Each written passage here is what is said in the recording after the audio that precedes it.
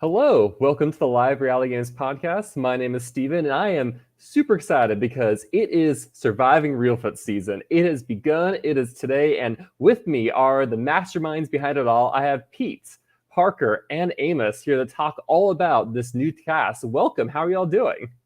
Doing good. How are y'all? Are you? It's been a long day. I mean, I've just been giddy because, I haven't been stuck in dissertation land, so I'm living very much vicariously through all of you and the footage and the confessionals coming out. And part of me wants to be there, but then part of me looks at the weather that's going to be coming up this week, saying, no, thank you. I think I'm okay being inside. Yeah, that's going to put a wrench in some plans for them, not us. Yeah. I mean, at the very least, this won't beat season 8 for being the wettest season. I hope. Hope not. That was a rough season. Hopefully that's a once-in-a-lifetime thing. I mean, for both players and production, right? Because you have to endure it just as much as everyone else there. Yeah. All right. Hey, Naomi, thank you for tuning in. All right, so what we're going to do is we're going to roll through the cast. We know that there was some last-minute shakeups, and so we end up having a schoolyard pick for the tribes, with the odd men out getting to choose their own tribe, which was really interesting. It's already having some ramifications from the confessionals that I've been hearing. And so let's get into talking about these players. And so we have first Storm, and Storm is on the yellow tribe, whose name I can't remember. Tell me about Storm. Storm's really cool guy. He was one of the ones that we always encourage people to reapply, and this year we found that he fit our puzzle, and so we're super excited to have him. He's always been a big fan of Reelfoot. I think he's got a good head on his shoulders, and I think that he's got the potential to be a really good player out there. Now, it sounds like from the confessionals, Storm is pretty involved in the org community, and I think there's a couple. I can't remember. There's Amanda. There's someone in this tribe who they kind of have this mutual recognition of each other because of that. I believe it's Lauren. Lauren, there we go. Yeah, and that was, Stephen, one of the things that we knew about Storm in the interview process. We said, we know you've played a couple of games. People seem to know you. You think that's going to be a disadvantage or an advantage? And he said he's going to play the game as best as he can, and he's not going to be Storm the Order. He's going to be Storm the person, and that's his strategy going into this game. And he's a chill guy, like Amos said. I think he's going to be able to charm some people, and it'll be a mistake on their part if they let Storm get too far. Well, what do you think is the hardest part transitioning from an org to a live reality game for the first time? What do you think the biggest struggle is that you've seen players have? I always tell people, from somebody who's played online games and somebody that's come into live games and hosted and played, to me the biggest thing is it's easy to sit behind a computer and have multiple conversations going on at the same time. It's easy to close your laptop because I don't want to talk to so-and-so because I'm getting ready to vote them out. This is a live thing. You're stuck with these people. You can't sit there for a few minutes typing out the perfect response. It's in the moment, and it's the paranoia level is just through the roof because you don't see all the side chats going on. So when you see, Steven and Parker's went over here and they've never talked before. Why are they why are they all of a sudden talking? Your mind just plays tricks. I think mentally it's a lot. I mean, and physically, but it just plays a more mental role than people think it does. Cool. Anything else about Storm you want to bring up besides he has my favorite name of anyone I've ever met already? Yeah, there's a Storm coming. I'll tell you that. Literally and figuratively. I hope. I was watching the players set up their camps, and the yellow tribe seems like they have a pretty good kind of basic shelter going, and the blue tribe just put on the ground. It's whatever, we'll figure it out. I'm just oh man. Well, I guess they're good for now, but we'll see.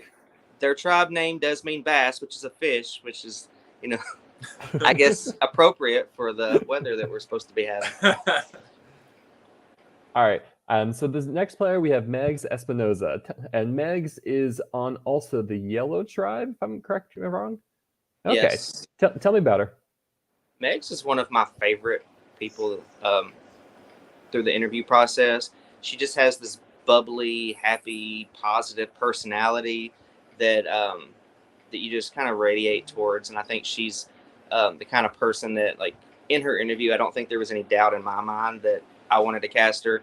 I think she has the potential to charm people. I think she has the potential to use that smile that she's always got to her advantage. I think she's going to be seen less threatening than what she really is. But I think Megs is definitely a contender in this game. What are going to be some challenges for her, you think? Challenges for her, I think, will be because this is a really likable cast. So her being bubbly and positive is a good thing. But when you have such a likable cast, it's hard for her to hide or use that more of an advantage. But I think her disadvantage is I don't really know. Like, I just really like her. So.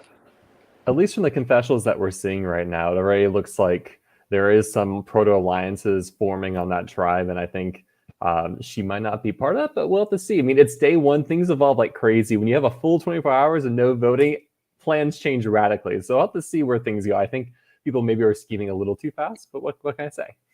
Yeah, well. And see, I haven't seen the confessionals that you're seeing. We're living it, but I haven't had time nor a signal to follow up all the confessionals. So, yeah, you know more than I do. Parker, Pete, are you tribe handlers for either of the tribes? Oh no, we have 4 other tribe handlers: Taylor and Reynolds, and then Mike from Denver, and Frank from season. Frank from last season. 9. We're in. Gotcha. I'm really tired, Stephen. It's been a long day. I mean, you've all had a crazy day right now, and so I'm just really grateful you're letting me steal some of your sleep right now. I guess last question about Megs is, how did she find out about Reelfoot? She applied like everybody else. Okay. I think she knows people that have played before, but she sent in her application, and that's how we know that she found out about us. I'm sure that she saw us through the grapevine, and knows people. I will say this on Megs. She is my female winner pick. I'll tell you when we get to my male winner pick. All right, yeah. Let me know as we continue, like, when your winner pick stop. Like Pete, how did she catch your eye as your female winner pick? She just, to me, has the it factor. She is playing smart, but she's got that smile. But I think she's going to be very good at challenges. From interviewing her and just watching her interactions, I think, are genuine. She doesn't come off as fakey. And I just see her going a long way. Now, making a winner pick early in the season on 10 hours of seeing these people is probably not going to be that accurate, but I'm still going to call it. I called Todd last year, and I didn't do that one. So we've all said, all 3 of us, that we feel like Megs could be the contender to take this home. Like, she's 100%. I don't think we really have anything negative to say about her. We don't. All right. But, tribes, they go their own way. They don't always see what we see. All right. So our third player, we have Barbara Winters. Tell me about Barbara. Okay. Barbara is our oldest female, and Barbara was a big fan of last season. She followed Ronnie extensively. She and I and Ronnie have the same jobs in the state of Kentucky. Are you you're county tax assessors? We are. That's awesome. She's from Eastern Kentucky, and I've seen Barbara at conferences. I don't know Barbara extremely well because we're not physically close in proximity. But Barbara became a super fan of Reelfoot through Ronnie of season 9. And she started talking to me instantly about wanting to apply. And she was an early applicant and, wowed us in her application. I will say that I was a little worried about Barbara coming in. This is something I would say to her face after the game. I feel like she might have a little trouble dealing with some of the younger cast. But let me tell you, today she has impressed me. She has come in. The cast has accepted her. She is right there with them. She's interacting with them. And I kind of thought I'd see a shy Barbara, but Barbara has come to play. And she impressed me all day. Every time I saw her, of course, being an older contestant myself, I like to watch the older contestants and how they do. And Barbara is right now shooting it out of the park. I thought Barbara might even be an early boot. I see Barbara going much farther in the game than I originally thought. One thing about Barbara that I noticed today that I didn't necessarily pick up on in her interview is she is a very everything she did today was with a purpose, even minor things all the way to major. And I think the other players may not catch on to that, and that'll be a mistake for them because Barbara can do some serious damage in this game. And I think she's the type of person where there are other people in this cast who you can be like, oh, I can see them making that big move or that big play. I don't necessarily think people expect it from Barbara, and that's going to be a mistake. And I think that's her strategy, and I think it's a good one.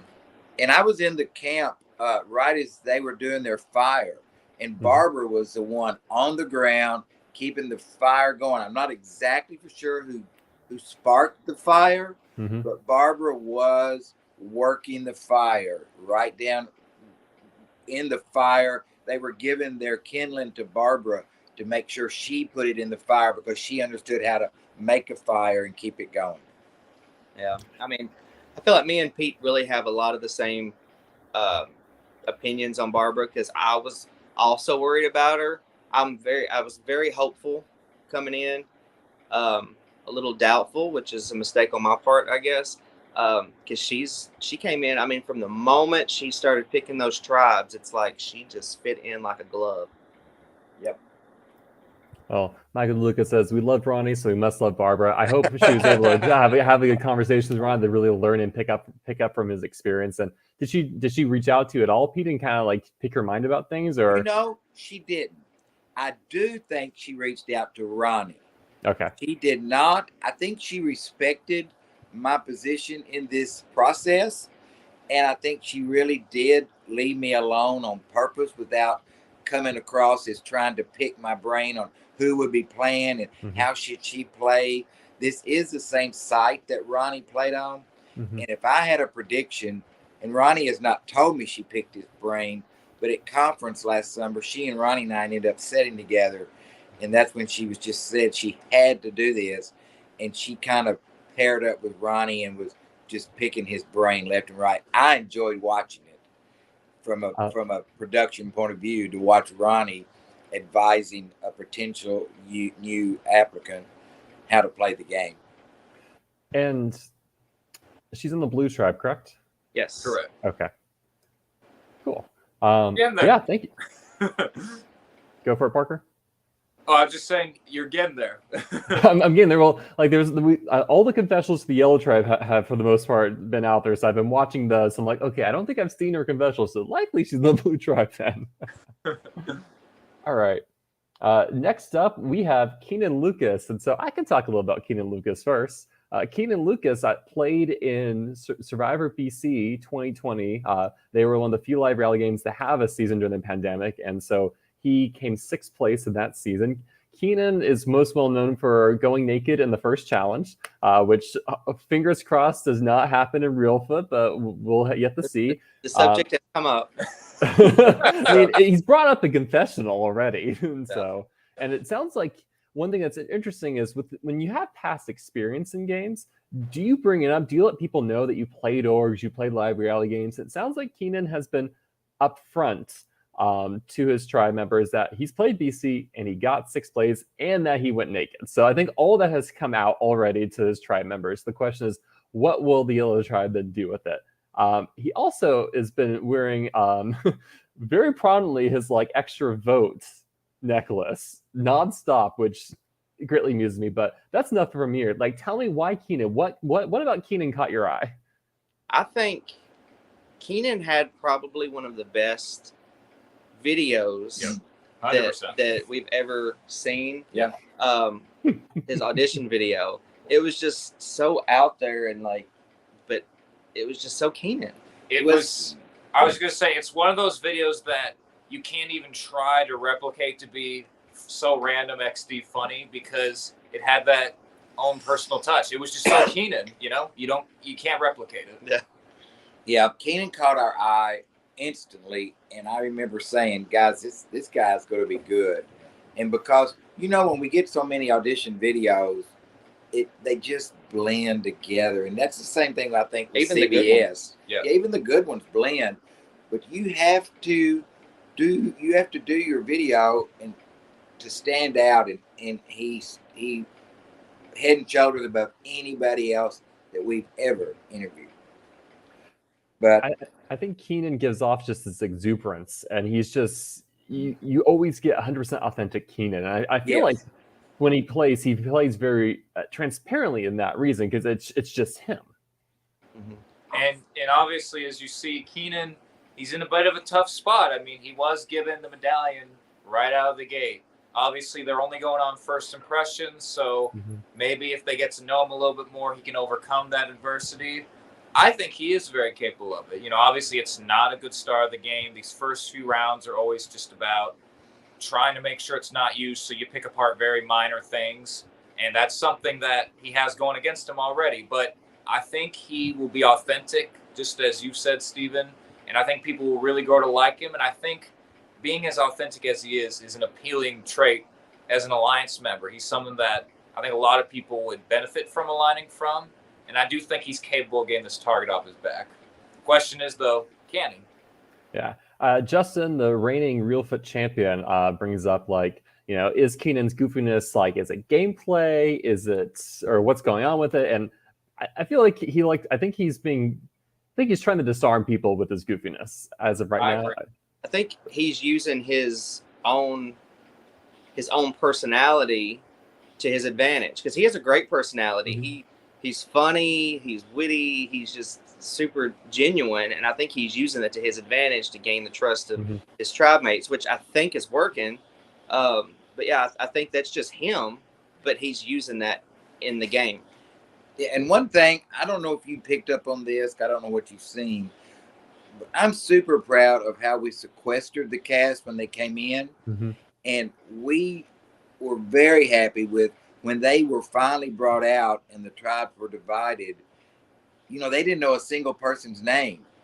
It was very authentic. They would have to say you in the black or you in the blue socks because they had not gotten to meet by name one person in the game. And it wasn't until the tribes were formed that they stood there, and I don't know, we were filming that live, and introduced themselves because they didn't know where they were from, who they were, what their names were. And that was, and I think that's why one of the reasons Keenan got the necklace. I think he was chosen a little late in the schoolyard pick, and Casey didn't know who to give it to, and he just hung it on Keenan because he didn't know Keenan. Yeah, I mean, Casey's been having some confessionals where he's basically like, I don't want the person in the medallion to be targeted. I mean, I have my own theory that this medallion's not last an entire pre-merge, but that's just me. I think the players also need to be playing with that. This is going to be a continual recurrence. I personally think, and you all have the same thing, that we're going to see a lot of reprisals of some past history from Reelfoots, and so this is not here to stay permanently. But Casey seems to be having in mind I don't want Keenan to be targeted. People don't seem to be wanting targeting Keenan.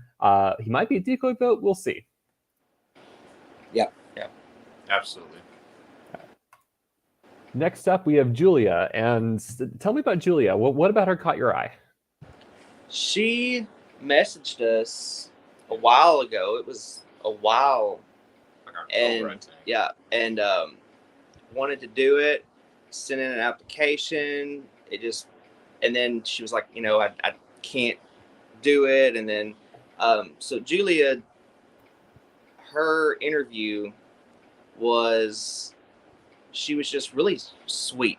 She's very kind of soft-spoken, but she had this sweetness about her that you just kind of want to pick her up and hug her. I like her. Yeah. Now, she's a very detailed person as well, which showed today in the memory challenge. She, had a great memory, but she is very detailed. She's very aware of things that are going on and very thorough. And she's gonna be. She could come through and be a strong female contender as well, but it would be under the radar, I think. She. Go ahead. No, go ahead. Okay, I was just going to say she is the type who, especially in this cast as well, she's one of the more quieter personalities, and I think that's also just how she is in her daily life. I think she's probably a more, low-key person. So, the question then becomes, do the bigger personalities, take control because they're more vocal, or is this a year where a quieter person or quieter people get farther? And I think no matter how you slice it, Julia will fall into the quieter category. Mm-hmm. But I think in being more reserved, she's holding a lot of information that people give her. She's going to be able to use that information against them, unbeknownst to them. And I think she's just a likable person on top of that. So factoring the likability and the very much, insightful personality she has, I think she could really be a contender as well. Yeah, she. You never want to stand out in a group like this, especially when you. So, and this, she from the airport to the car to in the house, she was the only contestant wearing a mask, and that's not a bad thing, but it made her stand out from everybody else. So I was a little worried about that, just the initial, because at that point nobody knows each other, so they're just looking for something for somebody to stand out. But I was in their camp today, and she was right in there in those conversations. She was right in there. She might not have been the focal point of the conversation, but she was right in those conversations. She was asking questions. I think she is one of those people that she's always thinking. She's always observant. She's very aware of who's doing what and where they're at, and nobody is aware that she's aware. So I think she's one of those people that is going to surprise everybody. So I remember when I spoke to Lydia last year, kind of the season recaps, we talked a lot about kind of the culture of her Carlton tribe. And Carlton had and end up having, if I remember correctly, a lot more extroverted players on it. Looking at the blue tribe where Julia is right now, do you see it leaning more towards the extroverted or more towards the introverted, or you think it's pretty balanced? I think from the time I spent with them out there, I really think that their tribe is very... Because I wasn't expecting Barbara to be extroverted, and I was out there, and Barbara was extroverted and joking and laughing and almost the life of the party. Yeah. And then you've got Drew, who is very, we'll get to later. There is a lot of personalities out there, but I think compared to the other tribe, they're a little bit, I guess, because they're so, I don't really know how to explain it, but I think she'll do fine. Mm-hmm. I think my interpretation was they do a very good job in terms of showing unity. Again, it's only the first day. That may not last once they actually have to do some immunity challenges and potentially vote people off. But they all have a good vibe about them. You saw them, Steven, you mentioned earlier. They're just chilling, on their tarp, just having a great time, telling stories, cracking jokes. But I think what you'll find is a lot of them behind closed doors when it comes to strategy are going to be very much, I want it this way, or I'm going to have this strategy. And I think Julia is that way as well, but I don't think she's one of the more obvious people with it. I think that's kind of what I was trying to get at, is because they are a unified group, they're all involved in the conversations, and so there's not a certain person that sticks out. So if they're extroverted, they're all kind of cohesive in that, and they all kind of complement each other enough to be part of the group. If she makes it the first couple of rounds, she will get her footing a lot better. Her quietness could be seen as a weakness. It just depends. But if she can get through the first couple of rounds, I think she'll get her footing. Yeah. Last thing I had is just, that's actually what she said in her interview with us. She said, I have to get past those first 2 rounds, and if I can, I think I'll be in a really solid position. So it's good she's already aware of that, and I think she's working towards fixing that. So I'm very optimistic for her. Well, I'm curious if she'll take a page from Jumi's book and lie about stuff. Like, I remember Jumi lied about playing tennis, and I had a whole conversation with her about tennis, and she never played tennis. Barbara told her tribe she's a real estate investor. So those county tax officials, you can't trust them. Right. No, you cannot. All right. Next up, we have James. Now, James is interesting because he, of the school year pick, was not picked and had the unique position of being able to put himself on his own tribe. And he ended up choosing the yellow tribe. And I think from his confessionals, he feels, at least at end of day one, more comfortable with this decision that he's not going to be on the outs. And it sounds like he did really well in the opening reward challenge as well, the memory challenge. Talk to me about James. James is a super likable kid. I call him a kid, but he's a super likable guy. I sound like Pete now. Everybody's a kid. But he does have. He's written a book on stuttering. He does have a stuttering issue. Wait, Which you say he wrote a book? Yes. He has. He's Yes. a published Wow, what author. am I I don't doing with think my he life? told them that, but yeah. Yeah. He's aware that that's his biggest hurdle coming into the game because that he's different because of that. But James is a super awesome guy. He's super likable. He's super self-aware that he's different. And I think if people can look past him being different, Mm-hmm. they're going to see a lot of value in him. Mm-hmm. This is just another level of diversity. We talk a lot about diversity in these games. And as soon as we interview James, when we usually talk right after the interview's over, the three of us, and for me, and I think it was for the Amos and Parker as well, James had to be cast for a lot of reasons. He did great in his interview. Yeah. He's passionate about the game. He Mhm. knows the game. He wanted to play the game, but the diversity of his stuttering needed to be seen. He needed people to see that he could be just like anybody else and love this game and play this game. And it would have been a travesty if we had not, in my opinion, cast James. One of his main points in the interview was, I want to represent younger people or just anybody like me, in a game like this. And it was a beautiful story. And I love the fact that James is playing, and I think he's doing a great job already. Obviously, he's put it in an awkward position, having to pick between the teams. That's not good on paper, but as far as I understand, he's doing very well so far. You're correct, Steven. I don't know how much you guys got to see it, but he did do very well in the memory challenge, and he's really sticking in there with his team. He's showing his personality. He's funny. He's witty, and he's just a guy you want around. He's smart, knows the game like the back of his hand. Mhm. He's a guy that's going to be dangerous, and I think he's a solid Alliance member to anybody. Cool. Next up, we have Sharif.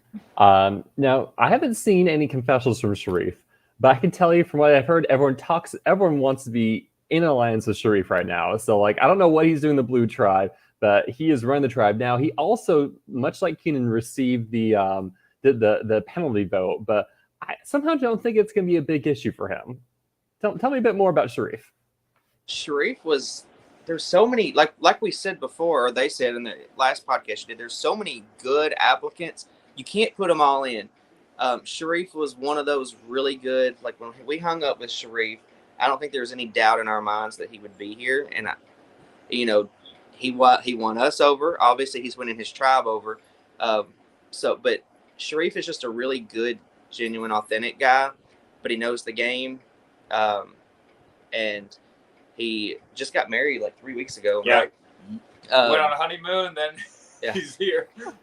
But yeah, I think he's going to be a really good player. I think he's one of those players that I think he's going to go really far. But I think his likability, because he's one of the most likable people I've met, I think that's going to be that's what's going to cost him the game if he's not smart about who he aligns with and who he takes far into the game.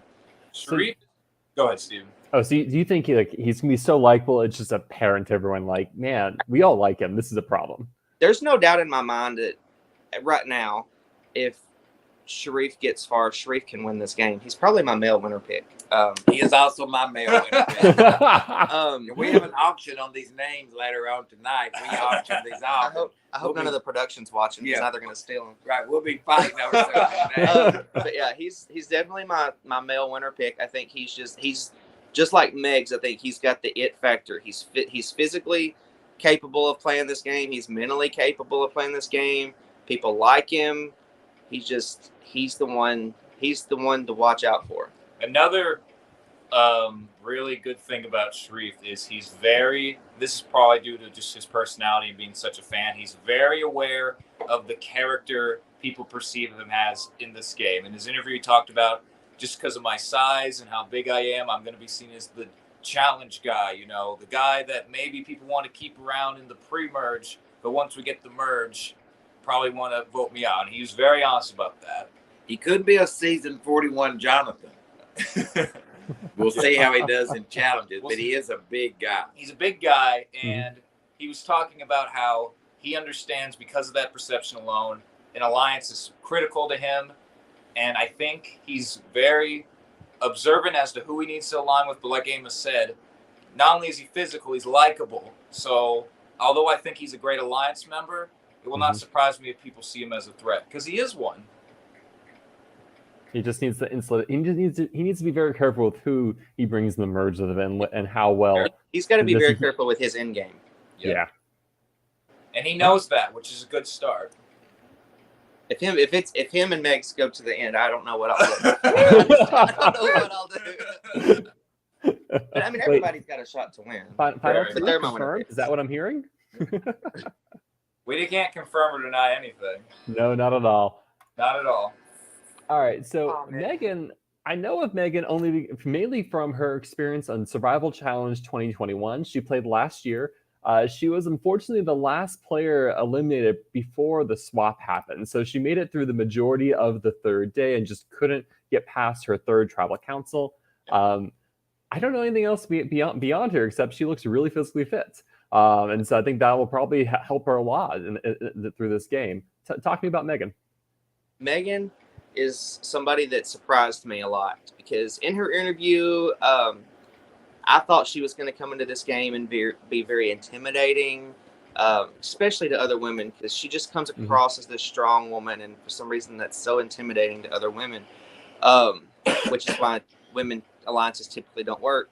But she came in and she's super likable. She's bubbly. I mean, she's just somebody that I didn't expect, and I'm pleasantly surprised with how Megan is doing. One thing I want to highlight is we do so many of these interviews that sometimes, you kind of expect where it's going to go based on just how the first few questions are answered. And Megan had one of the few interviews where she got so much better as it went along. You could feel her opening up more and more to us and, showing that awesome personality she has. And when she did that, I saw she went from, a little more reserved to being so open with us. It made me realize, oh my gosh, we have to have this one on the cast. And this first day, she's been impressive. She's been right in there socially with people. She's likable. She's fit, as you said, Steven. She's going to be an asset in challenges. And I think so much for her is she did talk about wanting that second chance after Survival Challenge. And I think she studied what went wrong. And I think she's very capable of fixing it. A lot of times in these games, you saw last season with Justin and Shane, it was their second or third game, I want to say, between the two. And it was a couple people's first. And when you have that first experience of seeing what went wrong, it's a lot easier to know what to do the second time. And I think Megan could be one of those people. I definitely agree. I think having experience in these games goes a long way to helping because the first time you play a game, you're like, your eyes are wide. You're like, oh my gosh, I'm doing it. And the second time, like, okay, I can think more. I can be more in the game. I can be more present, be more conscious of what I'm doing. I think the only thing, I don't know what went wrong for Megan in the Survival Challenge, but I think there is sometimes an overcorrection that can occur. I mean, for me, I came into Reelfoot really after getting completely blindsided in Survival Challenge, and that made me say somehow think Jake Spartz, he has to go. And that's not something I don't think I needed to do, but I was I can't let Jake Spartz have control of the tribe because he's gonna be like Jesse, he's gonna blindside me. So hopefully she's able to learn her lessons and not grossly overcorrect like maybe I tried to do when I came in.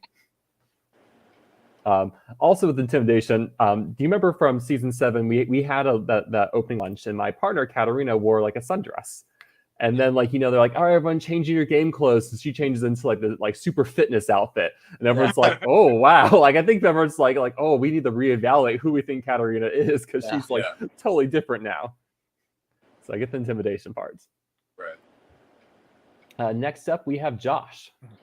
Josh he's followed Reelfoot since season 2. He's friends with Michael O'Rear. I just want to point out, and he's another one that this is another reason why we say if you don't get cast, apply again. Josh is one of those people that this season he fit, and I'm so glad that we've got 2 or 3 of the people this season that just didn't fit last season, and this season we were able to be like, oh well, here's the piece for Josh fits, here's the piece for Storm fits. So Josh is one of those players. We loved Josh last year, and he's a prime example of we love this guy, but he just doesn't fit. And he's funny. He was 19 when we interviewed him, or I think so. But he's so much wiser beyond his years. He's so mature for his age. I would have never in a million years guessed that he was 19, 20 years old just by talking to him. And I think he did say I think he's going to be a chaotic player. That's what he wants to come in and do, is just be chaotic. But I think Josh is smart enough that if he really wants to focus on this game and win, I think he's got a good shot of at least getting far. So what I know about Josh is from talking with Cole, season 7 runner-up and the showrunner for Survivor BC currently. Josh runs like an Etsy store where he sells Survivor stuff. Yes. He makes idols and voting parchments, stuff like that. I know Cole bought stuff from him for the most recent Survivor BC season. So I'm actually really hoping that we see some crazy good-looking fake idols come from him or something like that.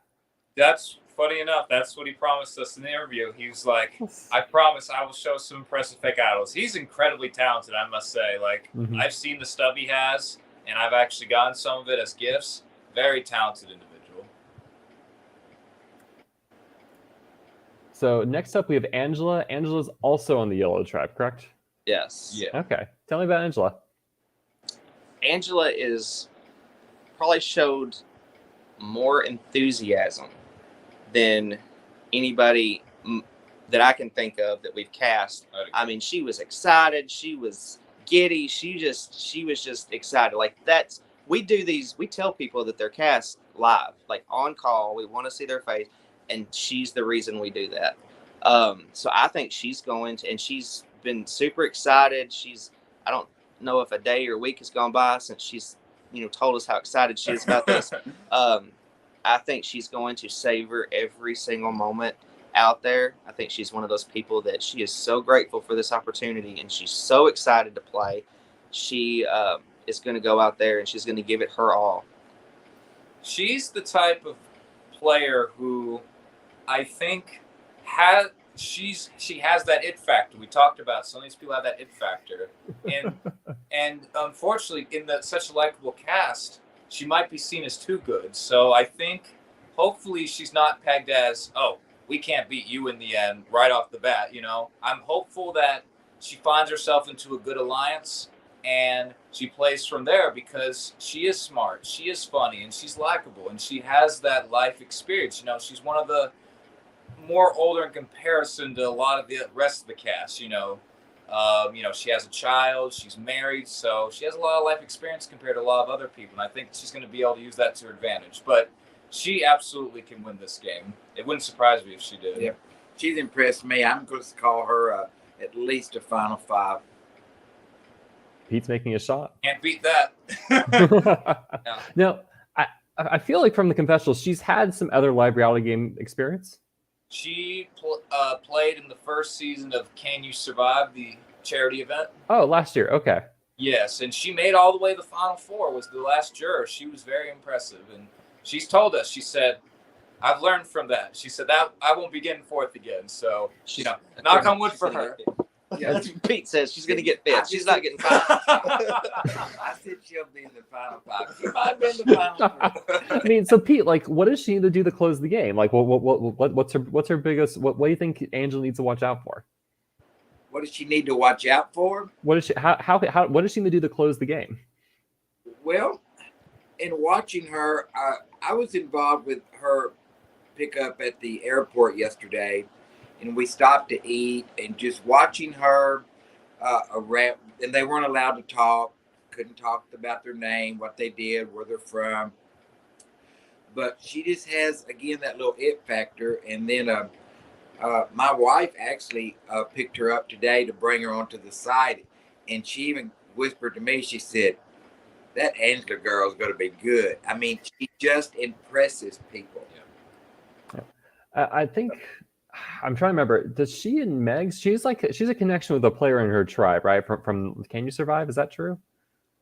No, I don't think so. Not Okay. Five. Yeah, I'm trying to remember. There's two women on the yellow tribe who are just like, we kind of know each other and kind of wonder what to do about that, but maybe it's not her, someone else. I don't believe so. No. It may be. We do our best to keep connections out, but we can't catch them all. Yeah. So we just do our best, you know.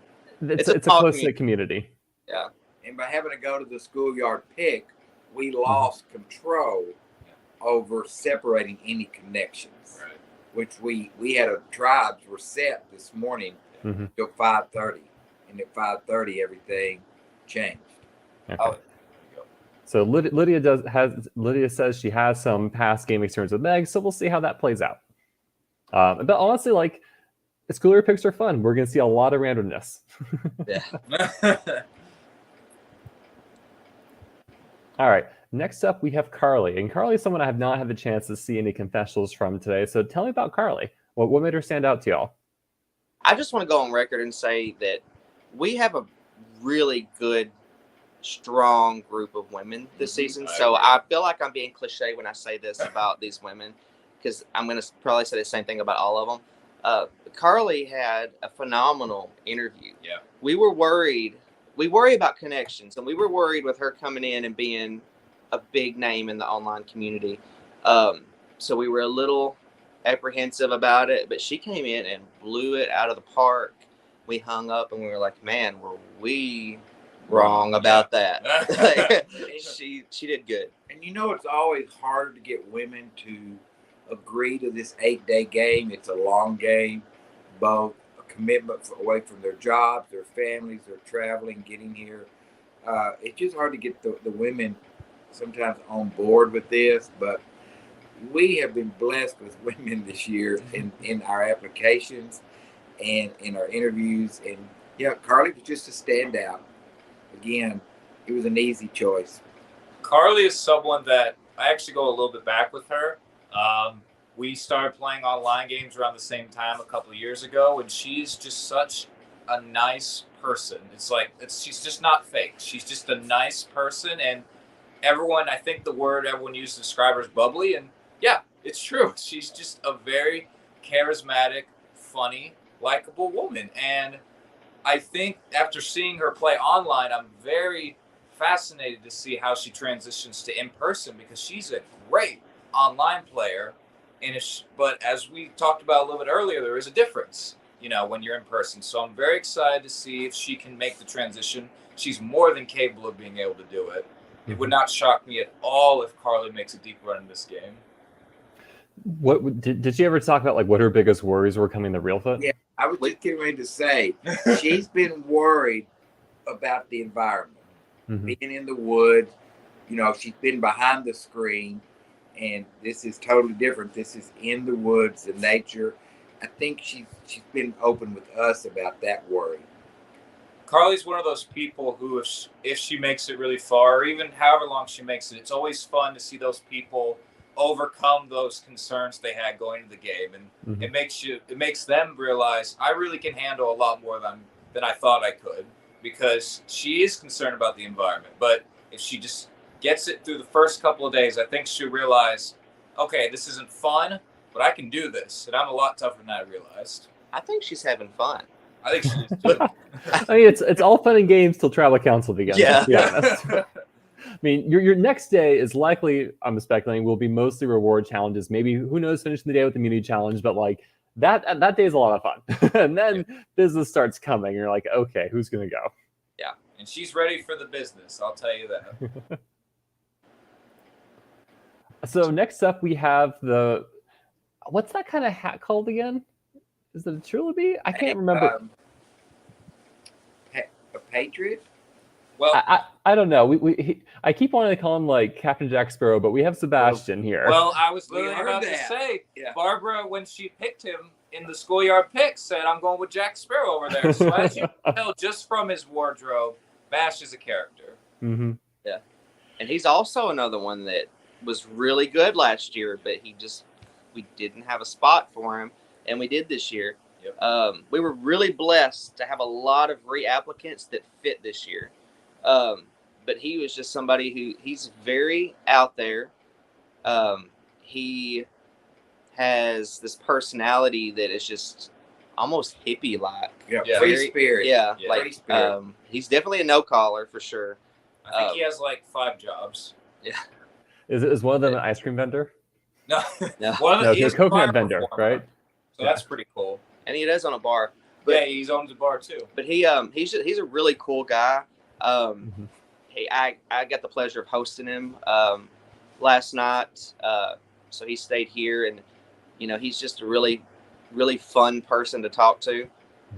He surprised me because I knew he was like got this out there crazy personality, but he's also has that down to earth. Like you can sit and have a conversation with him, and I think that's the balance that he needs, and he needs to show both sides of that out there. So can you imagine if he and Keenan were on the same tribe? What would that be like? I think you I all don't even know lucked what it. their conversations would be I mean, like. I think you all struck gold by like having the random tribe assignment have one in each tribe, and that'll help keep things balanced this season. Yeah. The thing with Bash is definitely going to be, because no matter what you're going to get with him, he's going to be 100% Bash. He's very authentic, and that's a great trait in the game and in life. Mhm. Is it going to be considered too strong for his team, or are they going to love it and want even more? I don't know. That's to be seen. He's at least immune for his first tribal, so he has a lot of time to get his footing. And I hope he used that time well. He loves this game. He's very excited to do the strategy. And I'm hoping that his personality is not seen as a weakness. And I'm hoping people welcome him with open arms. Honestly, if you have a strong personality, having immunity that first round, letting yourself kind of have more of a chance to integrate in, that could be a huge factor in his success this game. Mm-hmm. I agree. If he can play this safety right, I think he can get in a good alliance. Because I think his team, this is my opinion, I think the blue team is wide open right now. I think there's a lot of different ways it can go. Mm-hmm. Yeah. Is the hat in the game too? Did it make it? Did it make it to his wardrobe? I didn't see him wear I don't it. think it made it into the game. Did not go in the game. I know, how sad. We were robbed. All right, Sebastian, Ruin it. make us proud. All right, and I think is this the last? No, we have more. Okay, I was double checking. But next we have Dina. Dina, yeah. Dina. So I know of Dina from Sequester season 3. She played on that season with another Reelfoot veteran, Kristen Williams. Dina, gosh, was out like second or third episode, and an unfortunate twist where they tied 2 players together, and she and Braden were both voted out. And so I felt very robbed at the time. But now it's now I can see her play again. So I'm very excited to see what things will be like when there aren't maybe some unfortunate twists being thrown her way. Tell me about Dina. Dina was one of the last people we interviewed. She actually wanted to apply last year, and she missed the deadline. Actually, yeah.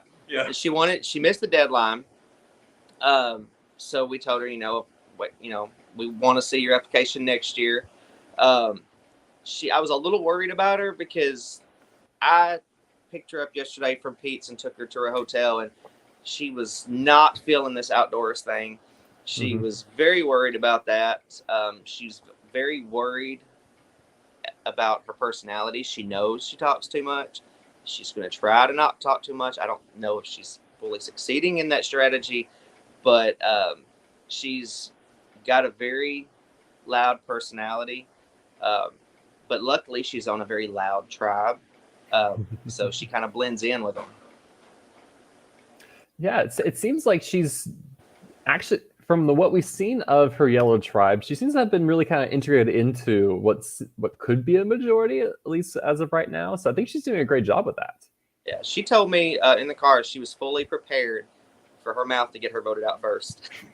Her mouth to get her voted out. So now, she has a unique situation. You know, most players, when they have past live reality game experience, sometimes players want to hide it, or maybe you just say, "Oh yeah, I played a game before." I mean, Sequester is kind of one of the more public games out there. And so, did she talk about like being upfront about that, or only bringing up that other people brought that up, or being worried at all?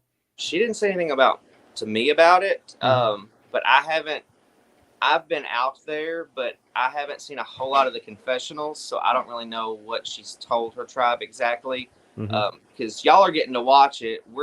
I'm trying to get just it living uploaded. it. They're just sending me videos to upload while I'm at home so I can post them. But they're doing what they can live out there and uploading what they can out there. And so we're not really seeing a whole lot of the confessionals other than when we're out there and what little bit we can catch. Which we have to go back and catch up on later. But so I don't really know what she's told her tribe right now about it. Yeah. From my general understanding, production just doesn't sleep during the week. We have a very hard working team. We still have a lot to do tonight, and it's 10:30. Dina is one of those people who I alluded to a little bit with Carly. She's one of those who is going to be a great player and is very excited to play the game, but she's also someone who is concerned about the elements and can she do this? You know, can she hack it? I'm hoping for her, like I am with Carly, that what she gets out of this experience, other than just having a good time and making friends, is learning that I am capable of more than I realized. And I think no matter how long she stays, I'm hopeful that she gets a lot out of this experience because she is concerned right now, but I think if she can make it a couple of days, she'll realize, you know what, I'm tougher than I realized. And I'm hopeful she can have that realization. Yeah. I've got the news on behind us. We're watching the weather. And I just want to say with the people that are worried about the environment, I'm a little worried because we got about 4 days next week of possible scattered, like 40% scattered thunderstorms. So I'm a little worried about some of these people who are more worried about the environment. So I hope they brought a good rain jacket. I know one tribe got a plastic bag, which I'm sure will be helpful. Yeah. So next we have KC. KC is on the yellow tribe. KC is immune at the first vote because he was nominated by his tribe, and he then gave Keenan the penalty vote necklace. KC, it seems like he comes across as like a leader, or is taking kind of a leadership role in his tribe, and people are kind of looking at him like, do we want to vote him off because of that? I mean, talk to me about KC. KC is another one that had an amazing interview. He was just fun. He was super eager. He's one of those that he asked a lot of questions. He wanted to be super prepared for this. But I think right now, I think his decision to give Keenan the necklace, I think the reason behind it, or at least what he told his tribe, I think they're looking at that as a little manipulative. I did get to see a couple of confessionals about that. So I don't know how that's going to work for him, but he was one of the ones coming in that I was like, you know what, this guy, he has the potential to go really far. He has like a hippie type vibe about him too. And he's just one of those people that I think can, especially him being immune the first round, can really maneuver his way through the game. And Casey was one of those in the interview. I was coming into the game, I was thinking he'd be one of the more laid-back personalities. And while he is laid back, and part of it could be just because he did have to make that big decision right out of the gate, he seems to already be one of the more vocal personalities on the team, which I did not expect. I thought he would be more of a background player in the tribe. It seems like anytime he speaks, people listen. And that's both a good and a bad thing. I think he's very likable. You know, he's very smart as well. He knows this game inside out. Question is, are people going to be attracted to that and be like, oh, I want this guy as my number one, number two?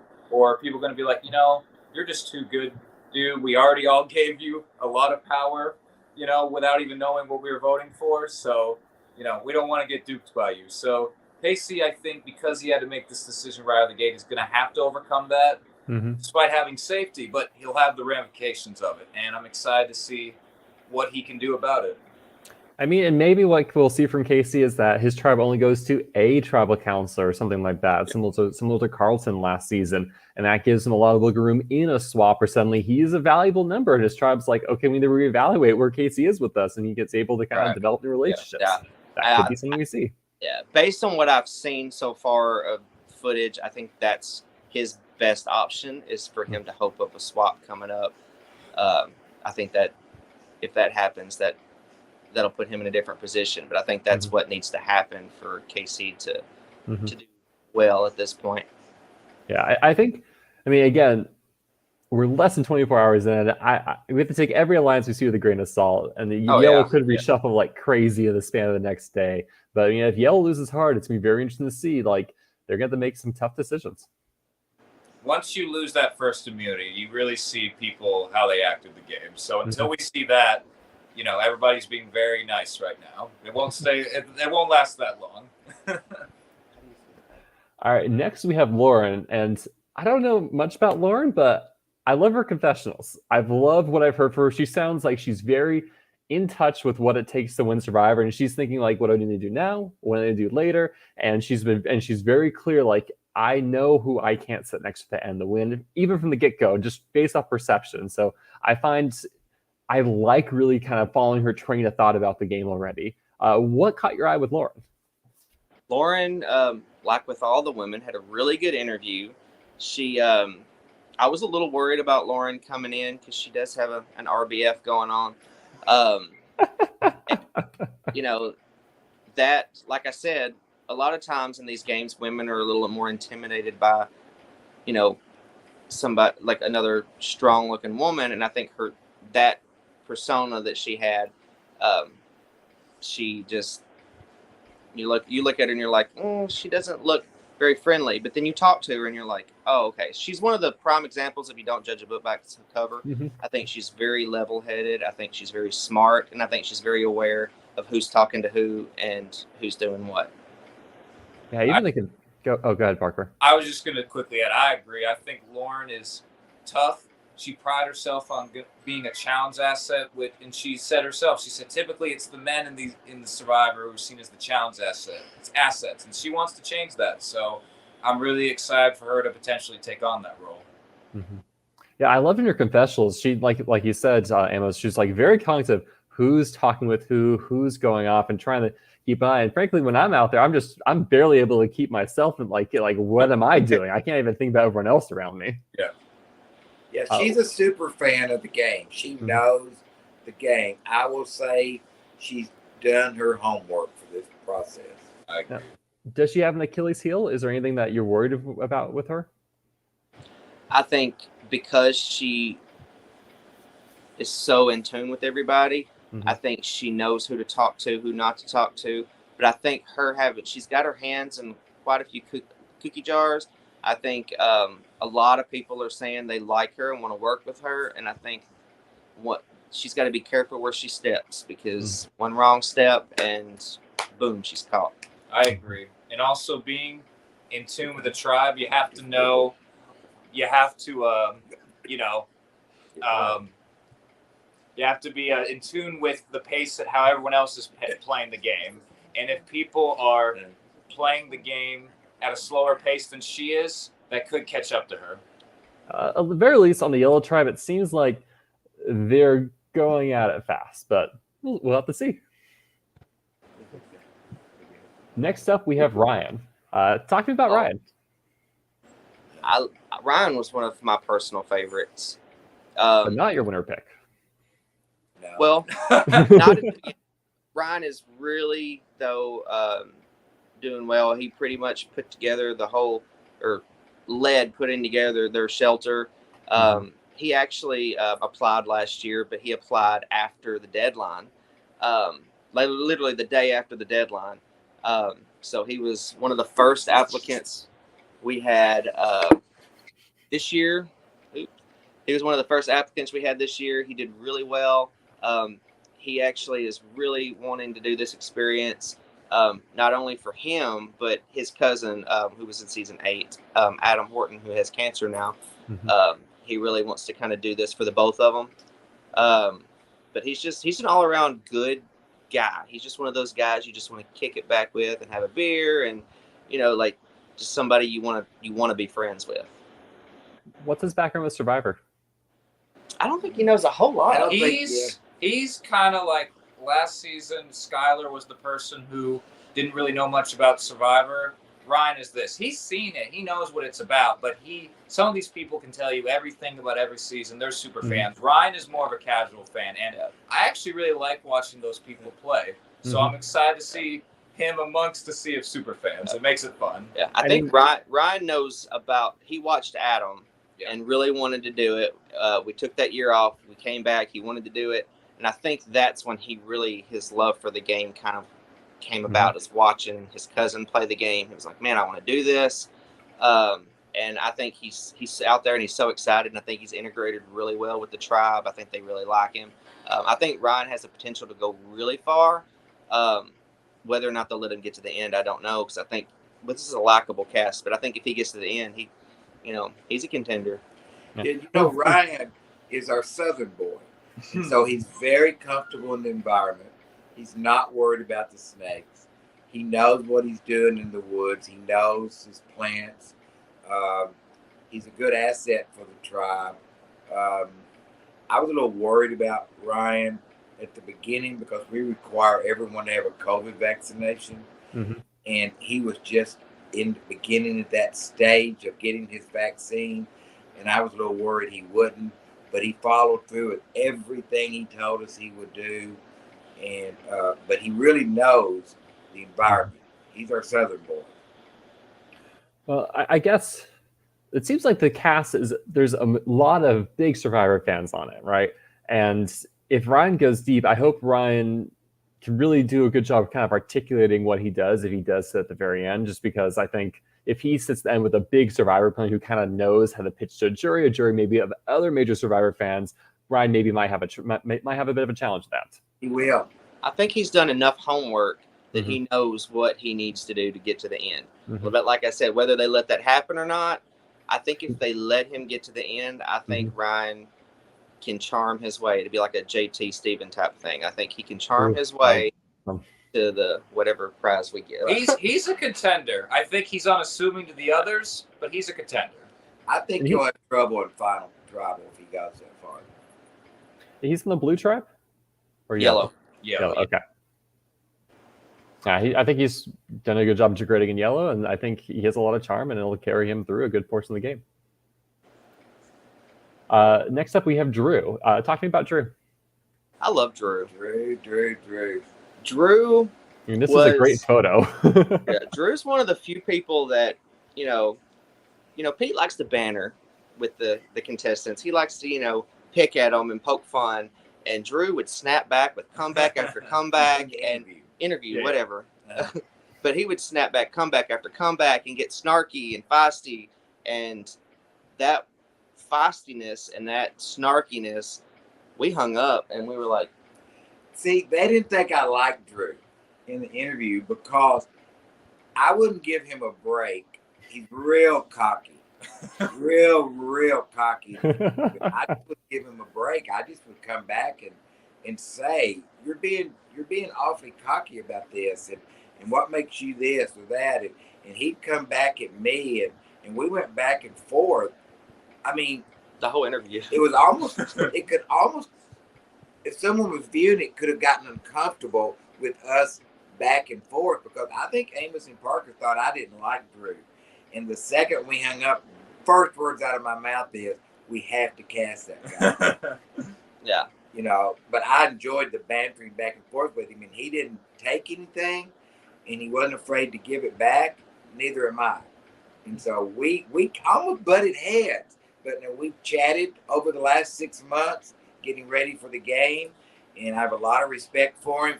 As soon as I saw him today, we greeted each other with huge hugs, and I'm a Drew fan, and he knows that. Drew is one of those people who, despite being in a cast full of big personalities, he's still one of the biggest. He is. thinks. And I don't know what that says. He's on the blue but, side? He's on the blue tribe. Okay. But he has a great sense of humor about it. He doesn't take himself too seriously. And I think he's going to be charming to people. So I'm excited to see. He's a big fan. And the question is, will people catch on to it sooner rather than later? I was just saying, like, you know, that kind of banter and sparring, how well will that go over in a tribe, right? When everyone kind of maybe is like playing nice at the start. I don't think he'll do that in the tribe. I think it was in the interview that we both opened ourselves up for that. I've not seen him do that at all with his tribe. And I've been in the camp a few times today, spraying and getting the camp still ready for them. I don't believe he's going to do that. I don't believe you'll see him bantering with his tribe. And you mentioned he's a massive Survivor fan. Massive, I would say. Yeah, he knows a lot, and he's a big fan. He's really excited to try his hand at a Survivor game and see what he can do, and I'm excited for him. And I think that's all 17 players. Yep. I think we've gone through the entire caster now. So I think there's a couple like wrap-up questions I want to go. Going back to some of the things that, like, I want to bring up a question Naomi said. Oh, yeah. Well, I guess it's just me. Yeah, I guess we'll wrap up there because I lost production. Hey, you want to join back? Well, I guess we lost production, so I guess that's gonna be it. Thank you all for tuning in and for hearing Reelfoot and maybe pontificate a little bit about.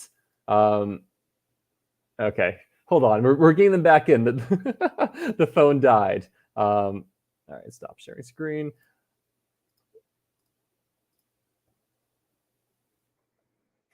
Okay, technical difficulties. We're gonna get through this. But yeah, no, so I'm excited for this cast. You know, 17 is apparently the perfect number for a Survivor cast, considering Survivor 4-2 I thought was amazing, and that was really a kind of a 17-person cast. I'm really excited to see what goes on here. It's for me, it's too early to like call a favorites. I think there's a lot of great players. I'm really excited to kind of see them develop and see where things go. All right. I was just like, man, they're over it. They're like, mic drop, we're out, we're done. Phone died. I'm so sorry, Steve. My phone died. Yeah, so I just want to kind of a couple quick questions to wrap up, then I'll let you go because you all said you're really busy. You have a bunch of stuff to do tonight. Naomi asked early on, like, who do you think, which of these people that we talked about are you most excited for their potential in the game? Great question. It's hard because they're all not just saying it to be nice. They're all really good. I've said from the time we set our cast till today when they walked off to their camps that from the first person voted out to the last person voted out, I'm going to be beyond sad. This is probably one of my favorite casts that we've ever had as a whole. I think there are some people I'm looking forward to seeing. Of course, my winner picks there. But I'm really excited to see people like Ryan and Barbara who didn't even know this was a community. How they do with these super fans and people that have played multiple games. I'm really excited to see people like Casey. He's hosted a game before, but he's never played, and I'm for him to transition from that host to player. But I'm excited to see everybody play.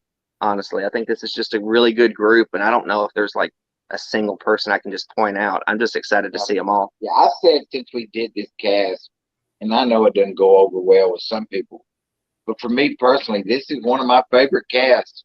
I mean, you're just putting daggers in my heart. It's not season 7? What? No, I'm glad. About 3.